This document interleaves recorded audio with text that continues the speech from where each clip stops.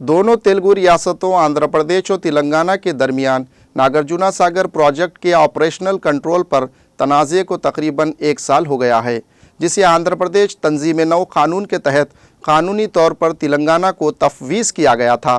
तनाज़े से पैदा कशीदगी की सूरत हाल को कम करने की कोशिशों के बावजूद कशीदगी बढ़ रही है।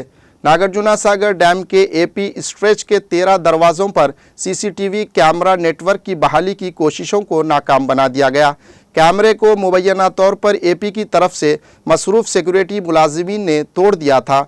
40 लाख रुपये मालियत के सीसीटीवी आलात को पहुंचने वाले नुकसान ने डैम की हिफाजत और आबी वसाइल की निगरानी के बारे में संगीन खदशात को जन्म दिया है। दोनों रियासतों के अहदेदारों की जानिब से प्रोजेक्ट से पानी के उसूल का हफ्तावारी अमल भी तनाज़ात का शिकार हो गया है। तेलंगाना के इंजीनियर जो पानी की रीडिंग लेने के लिए डैम के एपी सिरे पर सफ़र करते हैं को रोक दिया गया, जिससे इस मामूल की मशक को अंजाम देने में तनाव बढ़ रहा है। सर्विलियंस कैमरों की बहाली की कोशिशों को नाकाम बनाया जा रहा है। इन चैलेंजों को KRMB के साथ उठाए जाने के बावजूद अभी तक एक ठोस एक्शन प्लान तश्कील नहीं दिया गया है। रियासत तेलंगाना के आबपाशी के अहदेदारों का मुतालबा है कि प्रोजेक्ट को मुकम्मल तौर पर तेलंगाना के ऑपरेशनल कंट्रोल में होने की ज़रूरत है।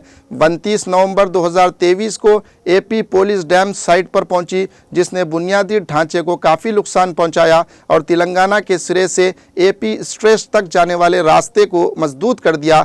इन्होंने इसकी तरफ के 13 दरवाज़ों पर कब्जा कर लिया। तेलंगाना हुकूमत आइंदा कृष्णा रिवर मैनेजमेंट बोर्ड की मीटिंग में इस प्रोजेक्ट पर दोबारा कंट्रोल हासिल करने के लिए एक मजबूत केस बनाने का इरादा रखती है। ये मीटिंग असल में 21 नवंबर को मुकर्रर थी, लेकिन एपी हुकूमत की दरख्वास्त पर इसे मुलतवी कर दिया गया।